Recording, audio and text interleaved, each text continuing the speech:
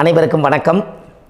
பாரம்பரிய திருவள்ளுவர் குலவம்சம் பிரசன்ன ஜோதிடர் சுப மாரிமுத்து திருப்பூரிலிருந்து இந்த பதிவு உங்களுக்காக. ஐயா வணக்கங்க ஐயா. வணக்கம் ஐயா. ஐயா இப்போது மக்கள் சார்பாக ஒரு கேள்வி இன்றைக்கி நான் கேட்கலான் இருக்கேன். கேளுங்க ஐயா.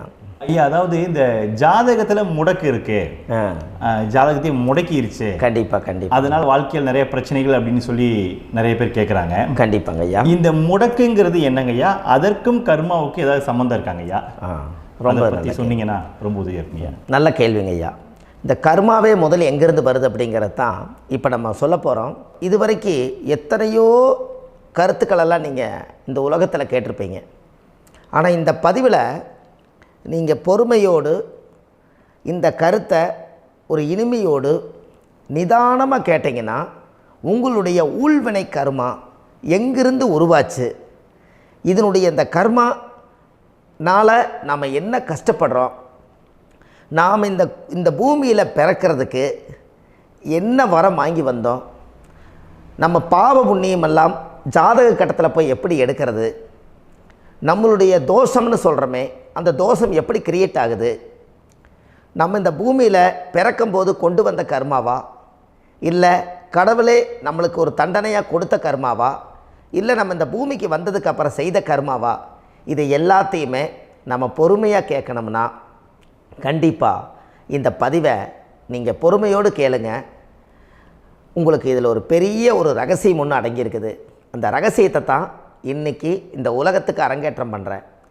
இந்த முடக்கு நம்ம ஐயா கேட்டதில் ஒரு அற்புதமான ஒரு விஷயம் என்ன அப்படின்னு கேட்டிங்கன்னா, முடக்குங்கிறது அந்த காலத்தில் பெரிய திறமையை கட்டி போட்டு வச்சுட்டா நம்மனால் அது இயங்க முடியுமா?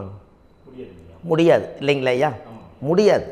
அப்போது அதே மாதிரி ஜாதக கட்டத்தில் நமக்கு வேண்டிய யோகத்தை கடவுளே நம்மளுக்கு நாம் செய்த பாவத்தினால அது முடக்கி வச்சிருச்சுன்னா அந்த பாவகத்தை அந்த ஜாதகர் அனுபவிக்க முடியுமா? அனுபவிக்க முடியாது. அப்போது அந்த அனுபவிக்க முடியாமல் வெளி உலகத்தில் போய் நம்ம தேடி போன பிறவியில் செய்த பாவத்தை இந்த பிறவியில் நீங்கள் தேடி கண்டுபிடிச்சி வாழ்க்கையில் நீங்கள் எப்போ மேலுக்கு வர்றது? அப்போது அந்த கர்மா 12 ராசி கட்டத்துக்குள்ள 27 நட்சத்திரத்தில் 9 கிரகங்களுக்குள்ள ஒரு பெரிய ஒரு ஆத்துமாத்துமான கர்மா, உங்கள் பூர்வ ஜென்ம கர்மா இதுக்குள்ளே எங்கேயோ ஒரு இடத்துல முடங்கியிருக்குது. இந்த முடக்க மட்டும் உங்கள் ஜாதகத்தில் நீங்கள் கண்டுபிடிச்சிட்டிங்கன்னா ஹைலைட்டாக வாழ்கிறதுக்கு, இந்த உலகத்தில் சுதந்திரமான வாழ்க்கை வாழ்கிறதுக்கு ஒரு மிகப்பெரிய பொக்கிஷம் உங்கள் ஜாதகத்துக்குள்ளேயே இருக்குது. அப்போது அந்த ஜாதகத்துக்குள்ளே நாம் போன பிறவியில் நம்ம கர்மா நாம் என்ன செய்திருப்போன்னு உங்களுக்குள்ளே பெரிய குழப்பம் இருக்கும். என்னங்க ஐயா, நீங்கள் என்ன கர்மா பண்ணிட்டு வந்தீங்க, நாம் போன பிறவியில் நம்ம யாரை ஒரு வதச்சோம், யாரை நம்ம மனசை புண்படுத்தினோம், நம்ம தாத்தாவுக்கு சோறு போட்டோமா, நம்ம பாட்டனுக்கு சோறு போட்டோமா, நம்ம முப்பாட்டனுக்கு சோறு போட்டோமா, நம்ம கொள்ளுப்பாட்டனுக்கு சோறு போட்டோமா, அப்போ நம்ம அப்பாவுக்கு நம்மளை பெற்றவருக்கு நம்ம சாப்பாடு கொடுத்தோமா, இவங்களுக்கெல்லாம் நம்ம சேவை பணிமடைகள் செஞ்சோமா, நம்மளுடைய உறவுகளுக்கெல்லாம் அரவணைச்சு போனோமா, நம்மளுடைய இந்த மாதிரி நாம் இரத்த சம்பந்த உறவுகளை இருந்து தான் இந்த உலகத்துக்கு நம்ம வெளியில் வந்திருப்போம். அப்போது வெளியில் நீங்கள் நிற்கிறீங்க, அப்படியே மேலே போய் பார்த்தீங்கன்னா ஒரு 7 தலைமுறையில் ஒவ்வொருத்தரும் செய்த கர்மாவெல்லாம் நம்ம பிளட்டு ரிலேட்டிவாக இப்போ நீங்கள் கரண்ட்டில் இருக்கிறவங்க கிட்ட தான் டெபாசிட் பண்ணியிருக்கோம். அப்போ இது தெரியாமல் நாம் ஜாதகத்துக்குள்ளே போய் தசாபுத்தி நல்லா தனுங்க இருக்குது, நான் ரொம்ப கஷ்டப்படுறேன், என் ஜாதகத்தில் போய் பார்த்தேன் எல்லா கிரகங்களும் நல்ல வலிமையாக இருக்குன்னு தான் சொன்னாங்க, ஆனால் இன்னும் என்னுடைய கடன் அடையலை, இன்னும் என்னோடய கர்ம தீர்ந்த மாதிரியே தெரியல, எனக்குள்ளே ஒரு தாட்டு என்னமோ நான் ஒரு பின்தங்கின வாழ்க்கையிலே வாழ்ந்துட்டுருக்கேன் அப்படின்னு நீங்கள் சொல்லும்போது, அப்போ இதையெல்லாம் தாண்டி ஒரு கர்மா உங்களுடைய ராசி கட்டத்துக்குள்ளே எங்கேயோ ஒரு பக்கத்தில் ரகசியமாக புதைஞ்சிருக்கு. அப்போது அந்த ரகசியமாக புதைஞ்சிக்கக்கூடிய அந்த முடக்கு தான் இன்றைக்கி இந்த உலகத்துக்குள்ளே நீங்கள் தெரிஞ்சுக்கக்கூடிய விஷயம். அப்போ அந்த முடக்குங்கிறது ஒன்று உண்மை. இந்த உலகத்துக்கு நம்மளை எல்லாத்துலேயும் நல்லா யோசிச்சு பாருங்கள். 12 ராசி கட்டம் இருக்குதுங்களா ஐயா? ஆமாங்க ஐயா. ஆனால் கிரகம் எத்தனை இருக்குதுங்க? 9 தான் இருக்குங்க ஐயா. ஆமாம், 12 ராசிக்கு 12 கட்டத்துக்கு 12 கிரகம் கொடுத்துருக்கலாமல்ல கடவுள். அப்போ ஏன் 3 கட்டத்தை மட்டும் எம்டி பண்ணி மீதி 9 கிரகத்தை வச்சுக்கிறாருன்னா, அப்போ நாம் செய்த 3 தலைமுறை கர்மாவுக்கு அது எந்த கட்டம் பிளாக் ஆகுதோ அந்த கட்டத்துக்குள்ளே ஏதோ ஒரு ரகசியம் இருக்கிறனால தானே எங்கேயோ ஒரு பக்கத்தில் நீங்கள் கண்டிப்பாக கர்மாவில் மாட்டுவீங்கிறது கடவுளே படைச்சு தானே இதை உருவாக்கியிருக்காரு. 12 ராசிக்கு 12 கட்டம் கொடுத்துருந்தா எங்கே நீங்கள் சுற்றி வந்தாலும் ஏதோ ஒரு வீட்டுக்குள்ளே போய் உட்காந்துக்கலாம். ஆனால் ஒரு வீடு சுத்தமாக இருக்குது, ஒரு வீட்டில் 4 கிரகம் இருக்குது, ஒரு வீட்டில் 3 கிரகம் இருக்குது, ஒரு வீட்டில் 5 கிரகம் இருக்குது, ஒரு 3 வீடு 4 வீடு காலியாக இருக்குது. அப்போ எங்கேயோ ஒரு ராசி கட்டத்துக்குள்ளேயே கடவுளுடைய கர்மா விளையாட்டு, அது ரகசிய விளையாட்டு தான். அப்போது இந்த இடத்துல தான் உங்கள் ஜாதகத்தில் முடக்கு இருக்குது. இந்த முடக்கை நீங்கள் எப்படியெல்லாம் அதை ஆராய்ச்சி பண்ணி கண்டுபிடிக்க முடியும் அப்படிங்கிற ஒரு விஷயத்தை தான் இன்றைக்கி நம்ம இந்த உலகத்துக்குள்ளே இதை நுழைக்க போகிறேன். இப்போ அப்பா செய்த பாவம்னு ஒன்று இருக்குமில்லங்க ஐயா, நம்ம அறியாத வயசில் தெரியாதில்ல, அப்பா செய்த பாவம்னு இருக்கும். அப்பாவுடைய சொத்து பிள்ளைக்குத்தானா, அப்பாவுடைய பாவம் பிள்ளைக்குத்தானே, என்னங்க ஐயா? சரி, அப்போ தாத்தா இருக்கிறாரு, தாத்தாவுடைய கர்மா உயிர் எங்கே எழுதி வைக்கிறாருங்க? அப்போது மகனை விட்டுறாரு. அப்போ தாத்தா மாதிரியே முகம் இருக்குது, தாத்தா மாதிரியே அவருடைய நடை உடை பாவனை இருக்குது, அவர் தாத்தாவுடைய ஜீனு தான் அப்படின்னு இவர் சொல்லும்போது, அப்போ தாத்தாவுடைய சொத்து பேரனுக்கு சொந்தம்னா தாத்தாவுடைய பாவம் எங்கே போகுங்க? Very good. அப்போ அப்போது இந்த கர்மா எப்படி டிரான்ஸ்ஃபர் ஆகுதுன்னு உங்களுக்கு தெரியுதா? அப்போ நீங்கள் போன பிறவியில் அந்த தாத்தாவுடைய பேரனை நீங்கள் பிறக்கிறதுக்கு கர்மம் உங்களை செயல்பட வச்சுருக்குது. அதனால் நீங்கள் தாத்தாங்கிறீங்க. அதனால் அந்த கௌரவமாக எங்கள் தாத்தா சம்பாரித்த சொத்து நான் தான் அனுபவிக்கணுங்கிற விதியை நீங்கள் உருவாக்கிறீங்க. அப்போது இந்த ஜாதகத்தில் அந்த ஊழ்வினை தோஷந்தான் ஏதோ ஒரு வழியில் உங்களை கர்மாவை செயல்படுத்துது. அதனால தான் இந்த ஜாதகத்தில் எந்த ஒரு முடக்கை எடுக்கிறதா இருந்தாலும் சூரியன் என்ற நட்சத்திரம் எதுவோ அந்த நட்சத்திரத்துக்கு எந்த வீடு முடக்காகுதோ அங்கே தான் உங்களுடைய கர்மா ஒளிஞ்சிருக்கும். இதுதான் உங்களுடைய பெரிய ஒரு பொக்கிஷமான ரகசியம். சரிங்க ஐயா, இப்போ இதில் நவகிரகங்கள் 9 இருக்கும்போது ஏன் சூரியனை மட்டும் நம்ம இதில் எடுத்துக்கணும்னு நீங்கள் சொல்கிறீங்க? நல்ல கேள்விங்க ஐயா. நீங்கள் கேட்டீங்க பார்த்தீங்களா, 9 நவகிரகம் இருக்கும்போது சூரியனை மட்டும், அந்த சூரியன் என்ற நட்சத்திரம் பிறக்கும்போது அந்த வீடு மட்டும் முடக்காகுன்னு நீங்கள் கேட்டீங்க இல்லையா? இதுதான் அற்புதமான கேள்வி. ஏன் அப்படின்னு கேட்டிங்கன்னா, சூரியன் அப்பாவோட உயிர் கரு போய் அம்மாவுடைய பனிக்கூடத்தில் கர்ப்பத்தில் வச்சு 10 மாதம் 300 நாள் சுமந்து நீங்கள் இந்த பூமிக்கு வெளியில் வரும்போது நீங்கள் என்ன பாவத்தை இவங்க விதைச்சாங்களோ அந்த கர்மாவை வாங்கிட்டு தான் நீங்கள் வெளியில் பிரசவமாகறீங்க. இதுதானே? அப்போ சூரியன் என்ற நட்சத்திரம், அந்த சூரியனுங்கிறது உயிர் கருவல்லவா, அப்பாவுடைய உயிரணுக்கள் அம்மாவுடைய கருவிக்குள்ளே போய் நாம் குழந்தை வடிவத்தில் இருந்து 300 நாள் பாவ உன்னித்த பதிவில் ஏட்டு எழுதி ஒரு ஜாதகத்தை கையில் கொடுத்து பிறந்த உடனே உங்களுக்கு ஒரு ஏட்டை பெரட்டி நீ இப்படித்தான் விதி, இனிமேல் இப்படித்தான் நீ வாழணும்னு சொல்லி உங்கள் கர்மாவை நீங்கள் கர்மாவோடு தானே வெளியில் பிறக்கிறீங்க. அப்போ சூரியன் என்ற நட்சத்திரம் தானே இந்த உலகத்துக்கு ஒரு பெரிய ஒரு மகத்துவம். இப்போ பாருங்கள், விடிய வரைக்கும் நம்ம முழிச்சிட்ருக்குறோம், காலையில் சூரிய உதயமானால் அவங்கவுங்க செயல்படுறோம். மீதி எல்லா கிரகங்களுக்குமே வெளிச்சத்தை கொடுக்கக்கூடிய சக்தி சூரியனுடைய பிம்ப ஒளிக்குத்தானே உண்டு, என்னங்க ஐயா? அதனால தான் மேசத்து உச்ச வீடுன்னு சொல்லி மேசத்தை உச்சம்னு சொல்லி சூரிய உச்சத்தை அங்கே தான் வச்சாங்க. அப்போது அந்த காலச்சக்கரத்துக்கு 5ஆம் இடம் பூர்வ புண்ணியஸ்தானத்தில் போய் சிம்மத்தில் கொண்டு போய் சூரியனை ஆட்சி வீடுன்னு வச்சாங்க. அப்போது சூரியனில் இருந்து தான் அந்த மையப்புள்ளி உருவாகுது. அப்போ உங்களுடைய ஜாதகத்தில் அந்த சூரியனாகப்பட்டவர் பிறக்கும்போது நீங்கள் உங்கள் ஜாதகத்தை நீங்கள் எடுத்துக்கங்க ஐயா. நீங்கள் இன்றைக்கே போய் கதவை திறந்து உங்கள் பெட்டியை திறந்து பீர்வாவுக்குள்ளே உங்களுடைய ஜாதகம் இருக்குது, அந்த ஜாதகத்தை எடுத்து ஜோதிடர்கிட்டையே நீங்கள் சந்தேகம் கேட்குறக்கு முன்பு நீங்களே உங்களுடைய கர்ம பற்றி தெரிஞ்சுக்கிறதுக்கு இந்த பதிவில் உங்களுக்கு ஒரு ரகசியத்தை சொல்லித்தரேன். உங்கள் ஜாதகத்தில் இப்போ இது வரைக்கும் ராசி கட்டத்தை நீங்கள் பார்த்துருப்பீங்க, ஆனால் பாதசாரம்னு ஒன்று இருக்கும் இல்லைங்களா? ராசிக்கு பாதசாரம்னு ஒன்று இருக்கும்.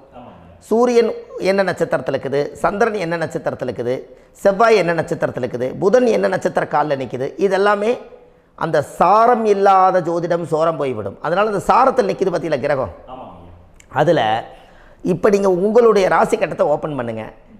இதில் ராசி கட்டத்தில் சூரியன் என்ற நட்சத்திரம்னு ஒன்று இருக்கும் இல்லைங்களா? அது எதுவாக வேணாலும் இருந்துட்டு போட்டோம். அந்த நட்சத்திரம் தான் நீங்கள் பிறக்கும்போது தாயுடைய கருவறைக்குள்ள கரு உருவான நட்சத்திரமே அதுதான். புரிஞ்சுங்களா ஐயா? பிறக்கும்போது நீங்கள் அந்த கருவுடைய நட்சத்திரம் அப்பா வந்து கருவை உருவாக்கி கர்மாவை விதைச்சது அந்த சூரியன் என்ற நட்சத்திரம் தான். அந்த வீட்டுக்கு தான் இந்த ராசி கட்டத்தில் உங்களுக்கு முடக்கு உருவாகுது. புரிஞ்சுங்களா ஐயா? அப்போது ஒரு ஜாதகத்தில் சூரியன் என்ற நட்சத்திரம் எதுவோ அதுதான் உங்களுடைய கர்மா நட்சத்திரம். இப்போ நம்ம பிறக்காதுக்கு முன்னாடி அப்பா கட்டத்தில் அந்த கர்மா டெபாசிட் ஆகிருக்கும். அதை ட்ரான்ஸ்ஃபர் எப்படி பண்ணுறாரு? அவருக்கு ஒரு கல்யாணம் வச்சு அவர் குடும்ப வாழ்க்கையில் வாழ்ந்து நம்மளோட உயிர் கருவை கொண்டு போய் ஊராம் பொண்ணை கல்யாணம் பண்ணி பொண்டாட்டின்னு எடுத்துக்கொண்டு அந்த பொண்டாட்டிங்கிற உரிமையாகி இவருடைய உயிர் கரு உருவாகி வாரிசுகள் வெளியில் வருது. அதானங்க ஐயா? அப்போது அந்த சூரியன் என்ற நட்சத்திரம் தான் இந்த உலகத்தில் ஒரு பிரம்மாண்டமான நட்சத்திரம். இந்த நட்சத்திரம் உங்கள் மனசுக்குள்ளே ஏதாவது இருந்துச்சுன்னா உங்கள் வீட்டில் ஏதாவது ஒரு நல்ல விஷயங்கள் நீங்கள் பண்ணுறதா இருந்தால் அந்த கர்மா நட்சத்திரம் சூரியனுடைய நட்சத்திரம் இருக்குது பார்த்தீங்களா, அந்த நட்சத்திரத்தில் எந்த ஒரு சேவைகளும் செய்யக்கூடாது. அதுதான் கர்மா. அதை போய் நீங்கள் ஆக்டிவேட் பண்ணி விட்டீங்கன்னா அது முன்னோர்களை வந்து நீங்கள் வந்து தொந்தரவு பண்ண மாதிரி. அந்த கர்ம நட்சத்திரம் தான் உங்கள் வாழ்க்கையில் அது புதஞ்சிருக்கிறதா. இப்போ குழந்தை பிறந்தாலோ சீர் சீமந்தங்கள் நீங்கள் செய்கிறதாலோ கல்யாணம் முக்கிறதுனாலோ உங்கள் ஜென்ம நட்சத்திரத்தன்னைக்கு கல்யாணம் பண்ண வேண்டாம்னு சொல்லிக்கிறாங்கல்லங்க. உங்களுக்கு ஜென்ம நட்சத்திரத்துக்கு முன்னாடி உங்களை உருவாக்குன நட்சத்திரம் தான் ஜென்ம நட்சத்திரம். அப்போ சூரியன் என்ற நட்சத்திரம் அப்பாவுடைய ஜென்ம நட்சத்திரமாக அந்த ஊழ்வினை கர்மம் செயல்படுது. அப்போ அந்த முடக்கு யார் வழியில் வந்தது? முன்னோர்கள் வழியில் வந்தது. முன்னோர்கள் கட்டி வச்சது யாரைய? குலதெய்வத்தை.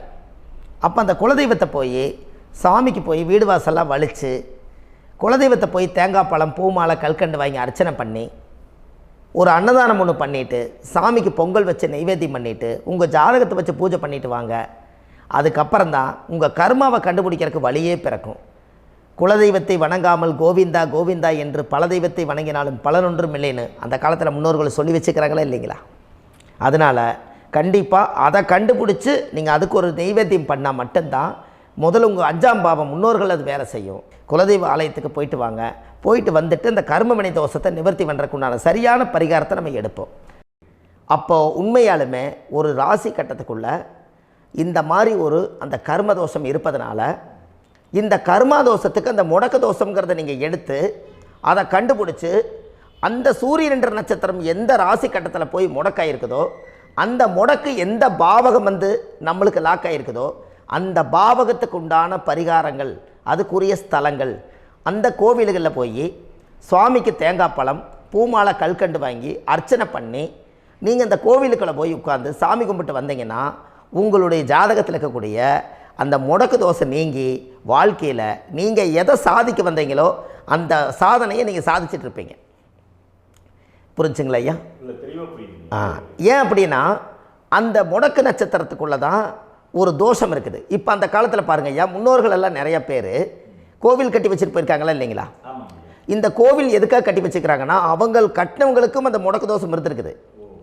ராஜாக்கள் இருந்திருக்குது, மன்னர்கள் காலத்தில் இருந்திருக்குது, ஜமீன்தார் காலத்தில் இருந்திருக்குது. இப்போ அவங்களுடைய அமைப்புகள் எல்லாமே முன்னோர்கள் என்னமோ அறியாமல் தெரியாத தன்னடக்கம் இல்லாத ஒரு கர்மாவை இவங்க செஞ்சிட்டாலும் அதுக்குரிய பரிகார ஸ்தலங்களை கொண்டு போய் அந்த காலத்திலே ஜாதகம் பார்த்து நம்ம வந்து முன்னோர்களுடைய பாவத்தை நாம் செய்த பாவத்தையும் தீர்த்துட்டு நமக்கு கீழே அடுத்த சந்ததிகள் அடுத்த தலைமுறைகள் வந்தாலும் இந்த கோவில்களுக்கு வந்து விளக்கு போட்டு சாமி கும்பிட்டு இந்த மண்ணை மிதிச்சிட்டு போனால் அன்னையோடு அந்த கர்மா தீருங்கிறது அந்த காலத்திலேயே முடக்க தோஷ பரிகாரத்தை கோவில் வழியில் அந்த காலத்தை திசை திருப்பி வச்சுருக்காங்க. அப்போ நீங்கள் கோவிலுக்கு போகாமல் கண்டிப்பாக இந்த பரிகாரத்தை நீங்கள் உடைக்க முடியாது. ஏன் உடைக்க முடியாதுன்னா இப்போ நீங்கள் எத்தனை வருஷம் வாழ்கிறீங்க ஐயா? 120 வருஷமே வச்சுக்கோங்க. சூரியன் திசை 6 வருஷம், சந்திரன் திசை 10 வருஷம், செவ்வாய் திசை 7 வருஷம், ராகு திசை 18 வருஷம், குரு திசை 16 வருஷம், சனி திசை 19 வருஷம், புதன் திசை 17 வருஷம், கேது திசை 7 வருஷம், சுக்கிரன் திசை 20 வருஷம். இப்போ நான் சொன்ன டோட்டலெல்லாம் கூட்டிங்கன்னா 120 வருஷம் வரும். இது ஒரு மனிதர் பிறந்து பூரண ஆயுளோடு வாழ்ந்தால் இந்த 120 வருஷம் வாழ்ந்தால் அவர் இந்த பூலோக பதவி விட்டு சிவலோக பதவி போயிடுவார். அதுக்கு பேர் தான் பூரண ஆயுள் என்று பொருள். அப்போ இந்த பூரண ஆயுளை வாழ்ந்தவருக்கு 120 வருஷம். கோயில் எத்தனை வருஷம் வாழுதுங்க ஐயா? கோயில் பழங்காலத்து கோயிலெல்லாம் எத்தனை வருஷம் வாழுதுங்க? 12 வருஷத்துக்கு கும்பாபிஷேகம். அது ஓகே, அது பரவாயில்ல. 12 வருஷத்துக்கு ஒருக்கா பழசை புதுப்பிச்சு கும்பாபிஷேகம் பண்ணி மறுபடியும் அதுக்கு பவர் ஊட்டி சக்தி ஊட்டி அதுக்கு உருவேற்றுறாங்க.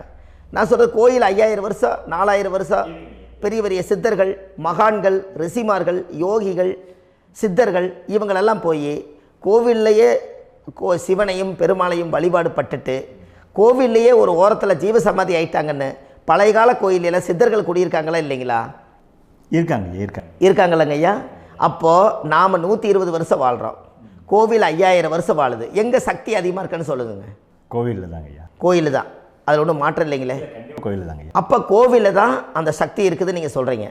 அப்போ உங்களுடைய கர்மாவை உடைக்கிறதுக்கு 120 வருஷம் பெருசா 5000 வருஷம் பெருசான்னு சொல்லுங்கள்? 5000 தாங்க. அப்போ 5000 வருஷம் உள்ள அலைகள் எத்தனை அந்த சிவனுக்கு இப்போ சிவன் கோயிலே உங்களுக்கு முடக்கு தோஷத்துக்கு ஒரு கோயில் வருதுன்னு வச்சுக்கோங்க. அந்த கோவிலில் எத்தனை முடக்குகளுக்கு உண்டான கோவில்கள், எத்தனை பழங்களை ஊற்றி சாமிக்கு அபிஷேகம் பண்ணியிருப்பாங்க, எத்தனை பால் கூட ஊற்றிருப்பாங்க, பன்னீர், தேன், இளநீ, மஞ்சள் நீர், திருமஞ்சனம், அபிஷேகம், பொங்கல், நைவேத்தியம் இத்தனையும் செஞ்சு அந்த சிவனை சிவனாக பார்த்து அந்த கருவறைக்குள்ள ஒரு கிராணங்கள் வரும்போதும் கூட பாதுகாப்பு பண்ணி வச்சு நல்ல சக்தியோடு அந்த கருவறையை புத்தியோடு அவங்க வேலை செஞ்சு அந்த காலத்தில் வச்சுருக்காங்களா இல்லைங்களா? அப்போது நம்ம வீட்டை அவ்வளோ சுத்தமாக வச்சுருக்க முடியுமா? என்னதான் வாஸ்து இருந்தாலும் முடியாது இல்லைங்களா? அப்போது அவ்வளவு ஒரு பவர்ஃபுல்லான கோவில் அந்த முடக்கு தோஷத்துக்குள்ளே ரகசியமாக அந்த கோயில் அடங்கியிருக்குது. உங்கள் ஜாதகத்துக்குள்ளே உண்மையாலுமே ஊழ்வினை கோயில், கர்மவினை கோயில் அதுக்குள்ளே இருக்குது. அந்த ஜாதகத்தை கணிச்சு பார்த்தா கரெக்டாக உங்களுடைய ஜாதகத்தில் அப்பாவுடைய கருவறையிலேருந்து உயிர் உருவாகிற நேரத்தில் இருந்து இப்போ வரைக்கும் நீங்கள் கரண்ட்டில் வாழ வரைக்கும் அந்த கர்ம கூட வர்றதை ஒரே ஒரு இடத்துல போனால் மட்டும்தான் விட்டுட்டு வர முடியும். அது எந்த வீடு அப்படின்னு கேட்டால் உங்களுக்கு அப்பாவுடைய கர்மா வழியில் போய் அந்த கோவில் பழையகால கோயில், பழையகால தெய்வங்கள், அந்த கோவில் தான் உங்கள் ஜாதகத்துக்குள்ள ரகசியமாக இருக்கும். அது ஏன் இந்த பதிவில் உங்களால் சொல்ல முடியாது அப்படின்னா, இந்த பதிவில் ஏன் உங்க சொல்ல முடியாதுன்னா உங்கள் ஜாதகம் தெரியாமல் என்ன கோயிலை நீங்கள் சொல்லுவீங்க? இப்போ பொதுவாக ஒரு நட்சத்திரத்துக்கு ஏதோ ஒரு கோவிலை அவங்க சொல்லி நீங்கள் போயிட்டு வர்றீங்கன்னு வச்சுக்கோங்க. ஆனால் அது வேலை செய்யலைன்னா நம்மளுக்கு என்னங்க இவ்வளோ கஷ்டப்பட்டு போய் அதை பலனடையிலேன்னு கேள்வி கேட்டக்கூடாது. உங்கள் ஜாதகத்தை நீங்கள் கொண்டாங்க, உங்கள் டேட் ஆஃப் பர்த் டயத்தை போட்டு ஜாதகத்தை கணிச்சு நீங்கள் சூரியன் என்ற நட்சத்திரத்துக்கு உங்களுடைய கர்மவினை கோவில் யார், உங்களுடைய முடக்கு யார், ஊழ்வனை தோஷத்துக்கு உண்டானவர் யார், தாய் வழி கர்மா யார், தந்தை வழி கர்மா எது, நீங்கள் பிறக்கும்போது வந்த கர்மா என்ன, இது எல்லாம் கணிக்காமல் பொதுவாக ஒரு கோயிலில் போய் நீங்கள் பாட்டுக்கு சாமி கும்பிட்டு வந்தால் பலன் எப்படி கிடைக்கும்? கண்டிப்பாக கிடைக்காதுங்க ஐயா. என்னங்க ஐயா? அது தெரிஞ்சு பண்ணாதான் சரியா? ஒரு டாக்டர்கிட்ட போகிறீங்க, என்னை அப்படியே ஸ்கேன் பண்ணி ஒரே ஒரு மாத்திரை கொடுங்கன்னு கேட்டால் டாக்டர் கொடுப்பாருங்களா? அவர் என்ன பிரச்சனை இருக்குதோ அதை முதல்ல கண்டுபிடிச்சி ஸ்கேன் பண்ணி பார்த்து ரிப்போர்ட் எடுத்து அது மூலியமாக தான் கொஞ்சம் எடுத்து ஐயா உங்களுக்கு இந்த பிரச்சனை, இதுக்கு தீர்வுக்கு இதுக்குண்டான மெடிசன், இது இப்படித்தான் சாப்பிடணும்னு அது முறையாக சொல்லி அந்த உயிர் வாழ வைக்கிறாரு டாக்டர். அவர் ஒரு தெய்வ வடிவத்தில். கரெக்டுங்களா ஐயா? அப்போ உங்களோட கர்மா எங்கே செயல்படுது அப்படின்னா, இந்த முடக்க நீங்கள் இந்த பதிவில் தெரிஞ்சுக்கங்க. அதுக்குரிய நட்சத்திரம் என்னன்னு தெரிஞ்சு வச்சுங்க. உங்கள் ஜாதகத்தில் சூரியன் என்ற நட்சத்திரத்தை எடுத்துக்கங்க. அந்த வீட்டுக்கு முடக்க இந்த பதிவில் எந்த வீடு லாக் ஆகிருக்குதுங்கிறத நான் உங்களுக்கு இந்த வீட்டில் சொல்கிறேன். அந்த வீட்டு நீங்கள் பாருங்கள், உங்களுடைய லக்கணத்துக்கு அது எந்த வீடு. இப்போ லக்கணத்துக்கு ஒரு 7வது வீடுன்னே வச்சுக்கோங்க. அப்போ லக்கணத்துக்கு 7வது வீடே முடக்கு.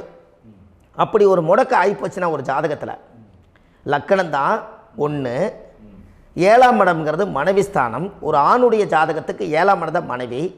அவருக்கு நல்ல மனைவி அமையாமல் ஆடம்பரம் இருந்தும் வீடு அரண்மனை மாதிரி இருந்தும் அந்த மனைவியை ஒரு சந்தோஷமாக அவர் அனுபவிக்க முடியாது. புரிஞ்சுங்களா ஐயா? சந்தோஷமாக அனுபவிக்க முடியாது. ஏன் அப்படி? 7ஆம் இடத்துல தான் அவரோட கர்மா உட்கார்ந்துருக்குது. கரெக்டாக சொன்னீங்க. 7ஆம் இடத்துல தான் அந்த கர்மா உட்கார்ந்துருக்குது. அப்போ அந்த 7ஆம் இடத்துல இருக்கக்கூடிய அந்த கர்மா போன பிறவியில் நீ மனைவிக்கு சோறு போடாமல் மனைவியை கட்டி வச்சு அடிக்கிறதும், மனைவியை துன்புறுத்துறதும், அந்த மனைவி இருக்கவே இன்னொரு வாழ்க்கைக்குள்ளே போகிறதும், இங்கே வாழ வேண்டிய தாம்பத்திய சந்தோஷத்தை கொண்டு போய் இன்னொரு இடத்துல கொடுக்கறதும், தெரிஞ்சிருந்தே நம்மளுடைய மனசுக்குள்ளே திருடுத்தனமாக வாழ்கிறதும், இது எல்லா கர்மாவும் போன பிறவியில் நாம் செய்த ஊழ்வினை கர்மா தான் உங்கள் ஜாதகத்தில் 7ஆம் இடம் முடக்கு. அப்போ அந்த 7ஆம் இடம் முடக்கா இருந்துச்சுன்னா கண்டிப்பாக உங்கள் ஜாதகத்தில் நீங்கள் என்ன அனுபவிச்சிட முடியும்? நல்ல நண்பர்கள் கிடைக்க மாட்டாங்க, நல்ல ஒரு பார்ட்னர்ஷிப் அமையாது, நல்ல ஒரு நட்பு வட்டங்களில் எதையும் அனுபவிக்க விடாது, ஒரு அங்கீகாரமான உறவுகளில் போய் நம்ம ஸ்ட்ராங்காக நிற்க முடியாது. 7ஆம் இடம் என்பது தாம்பத்திய வாழ்க்கை, பூர்த்தி இல்லாத வாழ்க்கையாக இருக்கும். இப்படியெல்லாம் அந்த ஜாதகத்தில் ஒரு பொதுவாக ஒரு ஜாதகத்தில் 7ஆம் பாவம் முடக்காயிட்டால் இந்த கர்மாவை அவர் அனுபவிச்சுக்கிட்டே இருப்பார். இது எப்போத்தான் அதுக்கு ஒரு தீர்வு வேணுங்கய்யா? அந்த கோயில் எதுன்னு நீங்கள் கரெக்டாக சொன்னீங்க. இப்போ இது மனிதனால் செயல்படுது. மனிதர்கள் தான் கோயிலை கட்டி வச்சாங்க. தெய்வத்தை விட ஒரு காலத்தில் மனிதர்களுக்கு மகிமை ஜாஸ்தி. ஏன்னா சாதாரண ஒரு மண் பூமியாக இருந்த இடத்த மனிதர்கள் தான் கோயில் கட்டி ஒரு மகிமைப்படுத்தி புண்ணியம் பண்ணி வச்சாங்க. மனிதர்களுக்கு சக்தி அதிகம்தான், ஆனால் பிரபஞ்சத்துக்கு அதை விட சக்தி அதிகம் அல்லவா? ஐயா, நீங்கள் கோவிலுக்கு போய் அந்த கர்மா உடைக்கிறதுக்கு கோவிலில் சக்தி இருக்குது, ரைட்டு.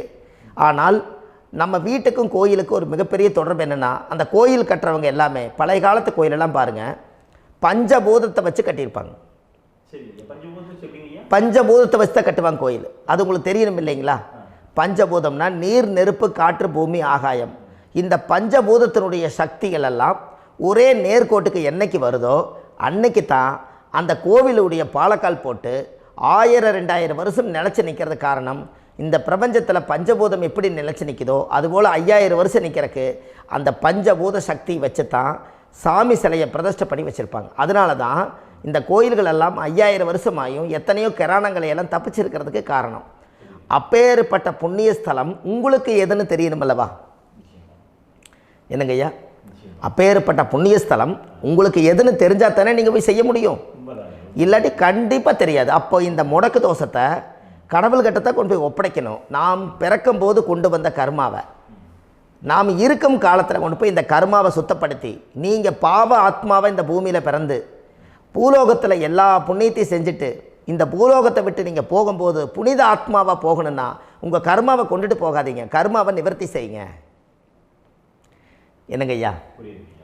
அப்போ கர்மாவை சுத்தப்படுத்துங்க. கர்மாவை சுத்தப்படுத்திட்டு உங்களுக்கு பிறக்கிற குழந்தைகளுக்கு அந்த கர்மாவை டிரான்ஸ்ஃபர் பண்ணாமல் உங்களோட நில் பண்ணுங்க. ஒரு உதாரணம் சொல்லட்டுங்களா ஐயா? ஒரு காந்தம் ஒன்று இருக்குது இல்லைங்களா? ஒரு காந்தம்ங்கிறது ஒரு தாத்தாவாக வச்சுக்கோங்க. ஒரு இரும்பை கொண்டு போய் வச்சா ஒட்டு மோட்டாதா? அப்போ ஒட்டுனோடனே காந்தம்ங்கிறது தாத்தா, அவருக்கு பிறந்த வாரிசுக்கு அந்த கர்ம டிரான்ஸ்ஃபர் ஆயிருமா? சரி, இன்னொரு இரும்பை கொண்டு போய் வைங்க, ஒட்டு மோட்டாதா? அப்போ அது பேரனுக்கு வைங்க, பேரனுக்கு வந்துருச்சு அந்த கர்மா. இன்னொரு இரும்பை கொண்டு போய் வைங்க, அந்த காந்தத்துக்கு நேர் இன்னொன்று வைங்க, ஒட்டு மோட்டாதா? அப்போ அதை கொண்டு போய் நம்ம கொள்ளு பேரனுக்கு வைங்க. இப்படியே டிரான்ஸ்ஃபர் ஆகி தலைமுறையாக இந்த கர்மா தொடர்ந்துக்கிட்டே இருக்குது. இந்த இடத்துல கொண்டு போய் காந்தத்துக்கு இரும்பு ஒட்டிகிட்டே இருக்குதுல்ல, இந்த இடத்துல ஒரு மரக்கட்டை செஞ்சு கொண்டு போய் கரெக்டாக வச்சுக்கினே போட்டுமா? அந்த மரக்கட்டையை கொண்டு போய் வைக்கிறவர் யார்? மரக்கட்டை வச்சுட்டு அடுத்த வாரிசு புனிதமாக பிறந்துட்டு அந்த மேலே இருக்கிற கர்மாலாம் இந்த அடுத்த இதுக்கு வராதில்ல. இதுதாங்க ஐயா கர்மா. தொடர்ந்து வரக்கூடிய கர்மாவை அதை நில் பண்ணணுங்கிறதுக்கு பேர் தான் இந்த உதாரணத்தை சொன்னவங்களுக்கு. அப்போ நாம் இந்த பூலோகத்தில் நம்ம ஒரு தாயுடைய கருவறையில் இருந்து தொப்புள் கொடி அறுக்கும் நேரம் நாம் என்ன கர்மாவை வாங்கி வந்திருந்தாலும் அதையெல்லாம் ஆராய்ச்சி செய்து ஜாதகத்தில் முழுமையாக கண்டுபிடிச்சி ஒரு காலம் இல்லைனாலும் ஒரு காலம் நம்ம நல்லா இருக்கிறதுக்காக, நம்ம வாரிசுகள் எல்லாம் நலமடைஞ்சு வளமடைஞ்சு வர்றதுக்காக இந்த கர்மா தோஷத்தை கரெக்டாக கண்டுபிடிச்சி சரியான கோவிலுக்கு போய் நீங்கள் கர்மாவை நிவர்த்தி பண்ணி அங்கே பூஜை புனஸ்தானங்கள், சகசரநாம பூஜைகள், ஓமங்கள், வழிபாடுகள் இதெல்லாம் நீங்கள் செஞ்சு உங்களுடைய பாவத்தை எல்லாம் கழித்து உங்கள் ஜாதகத்தவே யோகமாக மாற்ற முடியும். கண்டிப்பாக மாற்ற முடியும். ஏன்னா நம்ம யாரை நம்பி செய்கிறோம்? சரியான கடவுள்கிட்ட வழிகாமிக்க போகிறோம். அப்போ கடவுள் பொய்யாயிருவாரா? ஐயா நம்ம அதாவது அந்த காலத்தை சொல்லுவாங்க, சத்தியுள்ள சாமி கும்பிட்டு புத்தி உள்ள உள்ளே பெக்கணும்னு சொன்னாங்க. 16 வதபதன்னு பெக்கலை, எல்லாம் அறிவோடு பெற்றாங்க. அதனால் எல்லாமே தாய் தந்தைகள் பேச்சை கேட்டாங்க. அன்றைக்கி எல்லாருமே தாய் தந்தைகளுக்கு தூணாக நின்னாங்க. அப்போ அந்த காலத்தில் சத்தியுள்ள சாமி கும்பிட்டு புத்தி உள்ள உள்ளே பெக்கணும்னு சொல்லி அன்றைக்கி அறிவோடு பெற்று இந்த கர்மாவை ஆளுக்கு ஒரு கர்மாவை டிரான்ஸ்ஃபரை பிரித்து எல்லாரும் சுத்தப்படுத்தினாங்க. இன்றைக்கி நம்ம ஒரு குழந்தை 2 குழந்தை பெற்று வச்சுருக்கோம். அவங்களுக்கே இவ்வளவு கர்மா வந்துருச்சுன்னா இந்த குழந்தைகளுக்கு என்னைக்கு இந்த கர்மாவை போய் கண்டுபிடிச்சி நீங்கள் எப்போ சரி பண்ணுவீங்கன்னு. அப்போ இந்த வாழ்க்கையில் ஏதோ ஒரு பிரபஞ்ச சக்தி நம்மளை அறியாமல் என்னமோ ஒரு இயக்கத்தில் கொண்டு போய் விட்டுருச்சுங்களா? அப்போ இனிமேலாவது இந்த கர்மாவில் இருந்து கண்டிப்பாக நம்ம நிவர்த்தி ஆகணும்னு சொன்னால் இந்த முடக்கு தோஷத்தை யாரெல்லாம் கண்டுபிடிச்சி இந்த ஊழ்வினை கர்மாவில் இருந்து நாம் கருவறையில் சுமக்கும் போது 10 மாதம் நீங்களாம் என்னென்ன நினச்சிருப்பீங்க? அதாவது கருவறைக்குள்ள கருப்பாக ஒரு பிண்டம் இடப்பக்கம் கிடக்கையில் இந்த பூமிக்கு வரும்போது நீங்கள் என்னென்ன நினச்சிருப்பீங்க? இந்த பிறந்ததுக்கு அப்புறம் வந்து தான் அம்மா தெரியுது, அப்பா தெரியுது, தாத்தா தெரியுது, பாட்டி தெரியுது, இந்த உலகத்தில் கண்கொள்ளாத காட்சிகள் எல்லாம் தெரியுது, எல்லாம் தெரியுது. ஆனால் 10 மாதம் உங்கள் வாழ்க்கையில் நீங்கள் இருக்கும்போது நீங்கள் என்னென்னலாம் நினச்சி இந்த பதிவில் இறைவன் கொடுத்தாரோ அதையெல்லாம் அனுபவிக்கத்தான் வந்தீங்க. அதுக்கு இடையில இருக்கிறதான கர்மா. இந்த ஒரு விஷயம் உங்களுக்கு கிடச்சிருச்சுன்னா நீங்கள் எல்லாருமே ராஜயோகமாக பிழைப்பீங்கள்ல. இதில் ஏழை பணக்கார யாரையுமே சொல்ல வரல. அவங்க பிறக்கும்போது புண்ணியத்தை பொறுத்து தான் போன ஜென்மத்தில் நம்ம என்ன புண்ணியங்கள் பண்ணி வச்சோமோ அந்த புண்ணியத்தில் இன்றைக்கி நல்லா வாழ்கிறாங்க. ஒருத்தர் கேட்டார், என் ஜாதகத்தில்ங்க எங்கூட படித்தவர் இடம் வாங்கிட்டார், வீடு வாசல் கட்டிட்டார், தொழில் பண்ணிட்டார், நல்லா இருக்கார், ஆனால் நான் இன்னும் அப்படியே தான் இருக்கிறேங்கன்னு ஒருத்தர் கேட்டார். அதுக்கு ஒரு கருத்து என்னென்னா, டேட் ஆஃப் பர்த் ஒன்று தான், டைம் ஒன்று தானே வச்சுக்கோங்க. அவங்க அப்பா செஞ்ச புண்ணியம் வேறு, நீங்கள் செஞ்ச பாவங்கள் வேறு. அவர் செஞ்ச புண்ணியத்தினால அவருக்கு எல்லாமே முன்னாடி கிடைக்கிது. நீ கர்மாவெல்லாம் கழிச்சிட்டீன்னா பின்னாடி கிடைக்க போகுது. இதில் மற்றவங்களை பற்றி வேற்றுமையாக நினைக்கிறதுல எந்த ஒரு இதுவுமே இல்லை. அப்போ ஒருத்தர் பார்த்து ஒருத்தர் வாழ வேண்டாம். உங்களுடைய சுய அறிவை வச்சு இந்த பூலோகத்தில் இந்த பூமியில் நீங்கள் 4 தெரிஞ்சு நல்ல விதமாக கற்றுக்கிட்டு இந்த உலகத்தில் சிறப்பாக வாழ கற்றுக்குங்க. அதுக்கு அந்த ஊழ்வினை தோஷத்தை கண்டுபிடிங்க. உங்களுக்குன்னு ஒரு முடக்கு இருக்குதுங்கிறத இன்றைக்கி நீங்கள் எழுதி வைங்க. அதை எப்படியாவது கண்டுபிடிங்க, அதை தேடுங்க. ஒரு முறை நீங்கள் ஜாதகத்தை கொண்டு வாங்க. அந்த ஜாதகத்தை கொண்டு வந்து உங்கள் பாவகத்தில் எத்தனாம் பாவம் முடக்காயிருக்குதுன்னு பாருங்கள். அந்த பாவகம் முடக்காயிருச்சுன்னா உங்கள் வாழ்க்கையில் அதிலிருந்து உங்களால் வெளியில் வரவே முடியாது, கண்டிப்பாக வர முடியாது. அதை நீங்கள் கண்டுபிடிச்சா மட்டும்தான் நீங்கள் மேலே வர முடியும். ஏன்னா நிறைய பரிகாரங்கள், பூஜைகள், யாகங்கள், ஓமங்கள் எல்லாம் செய்து வச்சும் கூட அந்த கர்மவினைக்கு உண்டான கோவிலுக்கு போய் அந்த 5000 வருஷ பழமை வாய்ந்த தெய்வத்துக்கிட்ட போய் நீங்கள் முறையிட்டு விளக்கு போட்டு உங்கள் கர்மத்தை எல்லாம் நான் நீ தான் தீர்த்து கொடுக்கணும்னு சொல்லி நம்பிக்கையோடு நீங்கள் போய் அந்த சரணாகதி அடையிறீங்க பாருங்கள், அங்கே தான் உங்கள் கர்மாவை எடுத்து விடுறாரு. அப்போ இந்த ரகசியம் உங்களுக்கு வேணுமல்லவா?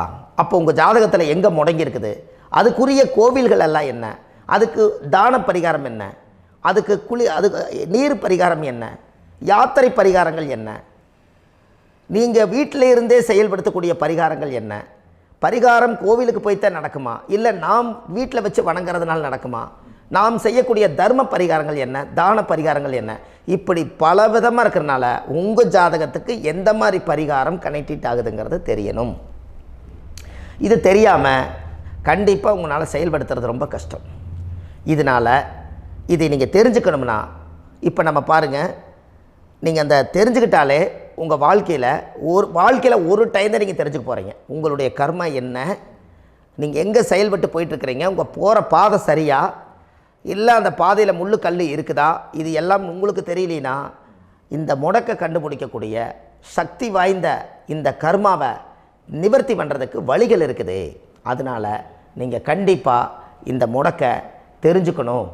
இந்த முடக்கு ராசினா என்ன உண்மையாலுமே உங்கள் வாழ்க்கையில் நீங்கள் தெரிஞ்சு இனிமேல் உங்கள் வாழ்க்கையில் இதுவரையிலும் கர்மாவுக்குள்ளேயே கஷ்டப்பட்டீங்க, வழி தெரியாமல் கண்ணை கட்டி காட்டில் விட்ட மாதிரி இருந்தீங்க. இனி அப்படி இருக்க வேண்டாம். உங்கள் ஜாதகத்தில் 12 ராசி கட்டத்தில் 9 கிரகம் போகும், மீனி 3 கிரகம், 3 கட்டம் வந்து உங்களுக்கு எங்கேயோ ஒரு பக்கத்தில் 3 கட்டம் எம்டியாக தான் இருக்கும். கரெக்டுங்களா? அது இல்லாமல் ஒரு ஜாதகம் பிறக்காது. ஏன்னா 9 கிரகத்துக்கு 9 கணக்கு போட்டால் 3 கட்டம் எம்டியாக தான் நிற்குது. அந்த கட்டத்துக்குள்ளே எந்த நட்சத்திரத்தில், எந்த சாரத்தில், எத்தனாவது டிகிரியில், எத்தனாவது பாதசாரத்தில், எத்தனை வெகுளையில், எத்தனை செகண்டுக்குள்ளே இந்த கர்மா உள்ளே புகுந்து உங்களை செயல்படுத்துதுங்கிறத கண்டிப்பாக உங்கள் ஜாதகத்தை கொடுங்க. பார்த்து இந்த விஷயத்தை சொல்கிறேன், நீங்கள் அந்த இடத்துக்கு போய் நிவர்த்தி பண்ணிவிட்டு உங்கள் வாழ்க்கையில் கொஞ்சம் காலம் வாழ போகிறீங்க. பாருங்கள், பிறந்ததுலேருந்து 20 வருஷத்துக்குள்ளே இளமையாக வாழ்கிறீங்க, குழந்தையாக வாழ்கிறீங்க. 20லேருந்து 40 வயசுக்குள்ளே தான் உங்களுக்கு ஒரு பொண்ணை பார்த்து கல்யாணம் பண்ணி ஒரு கரு உருவாக்குறீங்க. அதுக்கப்புறம் 40லேருந்து 60க்குள்ளே குழந்தை பெற்று கடமை முடிச்சிடுறீங்க. 60 வயசுக்கு மேலே ரிட்டையர்ட் ஆகிடுறீங்க. இந்த 20க்கும் 60க்கும் இல்லாத 20லேருந்து இந்த 40 வயசுக்குள்ளே உங்களோட தேடல் என்னவோ அது வாழ வேண்டிய சுகபோகமான வாழ்க்கை எல்லாமே அந்த 40க்குள்ளே தான் இருக்குது. இந்த 40க்குள்ளே இருக்கக்கூடிய வாழ்க்கையை இந்த கர்மா தெரியாமல் காலத்தை வீணாக்க வேண்டாம். வாழ வேண்டிய வயசில் நீங்கள் வாழணும். அதுக்குரிய கர்மாவை நீங்கள் சுத்தப்படுத்துங்க. எப்படியெல்லாம் நீங்கள் சந்தோஷமாக வாழ்கிறீங்கன்னு எனக்கு ஒரு தகவல் கொடுங்க. வேறு லெவலில் நீங்கள் இருப்பீங்க. கண்டிப்பாக இந்த பதிவில் உங்களுக்கு நான் இந்த விஷயத்தை கொடுக்க போகிறேன். இந்த முடக்கு நட்சத்திரங்கள் என்ன அப்படிங்கிறத இந்த பதிவில் நீங்கள் ஒரு நோட் ஒன்று எடுத்துக்கோங்க, குறித்து வச்சுக்கோங்க. இதில் இருந்து அவங்கவுங்களுக்கு முடக்கு நட்சத்திரம் என்னங்கிறத இந்த பதிவில் நான் உங்களுக்கு கொடுக்குறேன். இந்த வீடு தான் அது முடக்குங்கிறத சொல்கிறேன். இதையெல்லாம் நீங்கள் தெரிஞ்சு உங்கள் ஜாதகத்தவே நீங்கள் முடக்கு எடுத்து கண்டிப்பாக உங்கள் வாழ்க்கையில் நீங்கள் நல்லா இருப்பீங்க. அதுக்கு ஒரு நோட் எடுத்து வச்சுக்கோங்க. இது வரைக்கும் கர்மாவை பற்றி நம்ம பேசினோம். உங்கள் ஜாதகத்தில் சூரியன் என்ற நட்சத்திரத்துக்கு தான் முடக்குன்னு சொன்னீங்களே, எந்த வீடுங்கிற ரகசியத்தை இன்றைக்கி நம்ம எல்லோரும் தெரிஞ்சுக்கலாமா? இத்தனை காலமாக நீங்கள் தெரிஞ்சுக்காத ஒரு ரகசியத்தை இன்றைக்கி உங்கள் ஜாதக கட்டத்தில் நீங்களே முடக்க கண்டுபிடிச்சி அதுக்குண்டான பலனை தேட போகிறீங்க. அந்த தேடல் தான் உங்களை கொண்டு போய் உட்கார வைக்க போகுது. ஒரு உதாரணம், உங்கள் ஜாதகத்தில் பாதசாரம் இருக்குது அல்லவா? அந்த பாதசாரத்தில் சூரியன் என்ற நட்சத்திரம், சூரியன் நின்ற நட்சத்திரம் பாதசாரத்தில் கரெக்டாக எடுங்க. சூரியன் என்ற நட்சத்திரம் மிருகசீரிஷ நட்சத்திரமாக இருந்தால் அந்த வீடு யார் வீடு முடக்குன்னு உங்களுக்கு தெரியுமா? மிதுன ராசி வீடு தான் முடக்கு. அப்போ உங்கள் லக்கணத்துக்கு அது எத்தனாவது வீடுன்னு பாருங்கள். அந்த பாவகத்தை நீங்கள் அனுபவிக்க முடியாது. இந்த முடக்கை மட்டும் நீங்கள் தெரிஞ்சுக்குங்க. இந்த பரிகாரங்கள் எல்லாமே உங்கள் ஜாதகத்தை பார்த்து உங்களுக்கு நான் பலன் எடுக்கிறேன். ஏன்னா பரிகாரம் எல்லாத்துக்கும் ஒரே மாதிரி வராது. நல்லவங்களுக்கும் ஒரே பரிகாரம், கெடுதல் பண்ணவங்களுக்கும் ஒரே பரிகாரம், முற்பிறவியில் செஞ்ச பாவங்களுக்கும் ஒரே பரிகாரம், இந்த பிறவியில் செஞ்ச பாவங்களுக்கும் ஒரே பரிகாரம் வராது. உங்கள் ஜாதகத்தில் டேட் ஆஃப் பர்த் வேறு, டைம் வேறு, பிளேஸ் வேறு, உங்களுடைய ஊரில் ஏதோ ஒரு சூரிய உதயத்தினுடைய எல்லாமே மாறும். அப்போது அதுக்குரிய சமாச்சாரங்கள் உங்களுடைய வழியில் ரகசியமாக தான் இருக்கும். அதை நம்ம கணக்கு போட்டு ஜாதகம் பார்த்து அதில் பிரசன்னப்படியும் இயற்கை பிரசன்னம் போட்டு உங்களுக்கு அந்த சோழி போட்டு பார்த்து உங்களுடைய பிரபஞ்சத்துக்கும் உங்களுக்கும் என்னென்ன கனெக்டிவிட்டி இருக்குதுன்னு பார்த்து அதிலிருந்து கண்டுபிடிச்சி பரிகாரத்தை எடுத்தால் மட்டும்தான் அதிகாரமாக வேலை செய்யும். அப்போ கண்டிப்பாக இந்த மிருகசீரிஷ நட்சத்திரம் தான் உங்களுக்கு சூரியன் என்ற நட்சத்திரம். அப்போ மிருகசீரிஷ நட்சத்திரத்துக்கு உங்கள் வாழ்க்கையில் ஒரு நல்ல ஒரு வெளிச்சம் போட்டு வாழணும்னால் மிதுன வீடு தான் முடக்கு. மிதுனம் ஆரோட வீடு? அது புதனோட வீடு. புதன் யார்? மாமன் வர்க்கம். அப்போ மாமன் வர்க்கத்தில் இருந்து தான் உங்களுக்கு கர்ம வேலை செய்யுது. அப்போ அந்த மாமன் வர்க்கத்துக்கு உண்டான ஊழ்வினை தோஷத்தை நீங்கள் நிவர்த்தி பண்ணால் தானே உங்கள் ஜாதகம் நல்லா வேலை செய்யும். கண்டிப்பாக அது மாதிரி ஒரு வேலையை நம்ம செய்வோம். உங்களுக்கு நான் அந்த பரிகாரங்களை எல்லாம் உங்களுக்கு நான் எடுத்து கொடுக்குறேன். மிருகசீரிஷ நட்சத்திரத்தில் இது வரைக்கும் நீங்கள் பார்த்தீங்க. அடுத்த பதிவில் திருவாதிரை நட்சத்திரத்தை பற்றி நம்ம பார்க்க போகிறோம். நம்ம ஆன்லைன்லேயே ஜாதகம் பார்க்குறோம். உங்கள் date of birth, time, place கொடுத்தீங்கன்னா போதும். உங்களுக்கு ஜாதகத்தை கணிச்சு ஃபோன்லேயே உங்களுக்கு கர்ம ராசி கண்டுபிடிச்சி உங்களுக்கு உண்டான கர்ம பரிகாரத்தை சொல்லி உங்கள் வாழ்க்கையில் ஒரு வெளிச்சத்தை கொண்டு வர்றதுக்கு என்றைக்கும் உங்களுக்கு உறுதுணையாக இருப்பேன். நீங்கள் கண்டிப்பாக இந்த பதிவுகள் எல்லாம் இது உங்களுக்காகத்தான். இது அதிகாலை நேரத்தில் பிரம்ம முகூர்த்தத்தில் இந்த பதிவை உங்களுக்கு முழுமையாக சமர்ப்பணம் பண்ணுறேன். இதை இதை வழி நடத்தி இதைய எப்படியெல்லாம் இந்த முடக்கை கண்டுபிடிச்சி இப்படியெல்லாம் பேச வச்சு அழகு பார்க்க நம்ம முன்னோர்களுடைய ஆசீர்வாதமும் இந்த முடக்கை கண்டுபிடிச்ச குருமார்களும் அவங்களுடைய குடும்ப பாரம்பரிய வம்சாவளிகளும் எல்லாருமே நல்லா இருக்கணும்.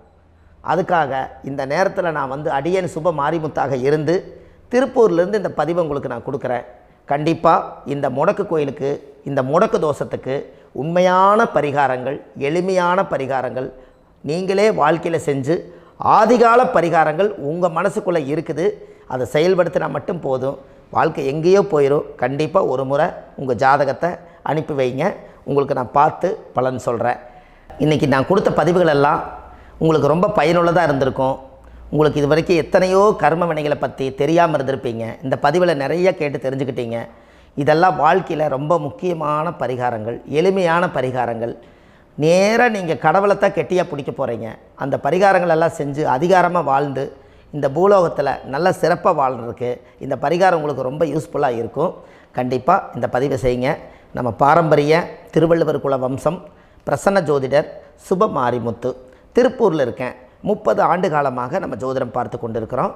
இவ்வளவு காலமாக எத்தனையோ ஆயிரக்கணக்கான மக்களுக்கு நம்ம ஜோதிடம் பார்த்து வழிகாட்டி நிறைய மக்களுக்கு நிறைய சேவைகள் செஞ்சுருக்கேன். நிறைய கோயில் கட்டி வச்சுருக்கேன், கும்பாபிஷேகங்கள் பண்ணி வச்சுருக்கேன், அன்னதானங்கள் நிறையா பண்ணி வச்சுருக்கேன், புண்ணிய யாத்திரைகள் நிறைய போய் வந்திருக்கேன். மக்களுக்காகவே நான் உங்களுக்கு உழைக்க தயாராக இருக்கேன். இந்த ஜோதிடம் வந்து என்னுடைய ஒரு பாரம்பரியமாக, என்னுடைய அப்பா தாத்தா முன்னோர்கள் இதெல்லாம் எங்களுடைய குலத்தொழில் இது. அதனால் நாங்கள் பாரம்பரியமாக திருவள்ளுவர் குல வம்சம். வள்ளுவர் வாக்குன்னு யூடியூப் சேனலில் போனீங்கன்னா 1000 பரிகாரங்கள் கொடுத்துருக்கேன். அதுவும் உங்களுக்கு ரொம்ப யூஸ்ஃபுல்லாக இருக்கும். வள்ளுவர் வாக்கு அப்படின்னு போடுங்க. அப்படி இல்லைன்னா சுப மாரிமுத்துன்னு போடுங்க. இதில் பரிகாரங்கள் நிறையா கொடுத்துருப்பேன். கண்டிப்பாக இதெல்லாம் நீங்கள் சந்தித்து நீங்கள் ஒரு சப்ஸ்கிரைப் பண்ணி வச்சுக்கோங்க. நான் போடக்கூடிய பதிவுகள் எல்லாமே உங்களுக்கு நோட்டிஃபிகேஷனை வந்துடும். அதனால் நீங்கள் ஒரு சப்ஸ்கிரைப் பண்ணி வச்சுக்கோங்க. தினமும் ஒரு தகவல் உங்களுக்கு கொடுத்துக்கிட்டே இருக்கேன். இதெல்லாமே உங்களுக்கு ஒரு பெரிய சந்தோஷமான நிகழ்ச்சிகள். என்றைக்கும் உங்களோட நான் வாழ்கிறேன். உங்களுடைய குடும்பத்தில் நான் ஒருத்தராக இருந்து குடும்ப ஜோதிடராக நான் இருப்பேன். கண்டிப்பாக ஆயுளுள்ள வரைக்கும் உங்களுக்காக இந்த ஜோதிடத்துக்கு உழைச்சி உங்கள் குடும்பத்தில் ஒருத்தராக நான் வந்து ஒரு ரத்த உறவில் நான் வந்து இந்த பூர்வ ஜென்மத்தில் உங்களுக்கு நான் கடமைப்பட்டிருக்கேன். கண்டிப்பாக அடுத்த பதிவில் உங்களை நான் சந்திக்கிறேன். வாழ்வது ஒரு முறை, வாழ்த்தட்டும் தலைமுறை. நன்றி, வணக்கம்.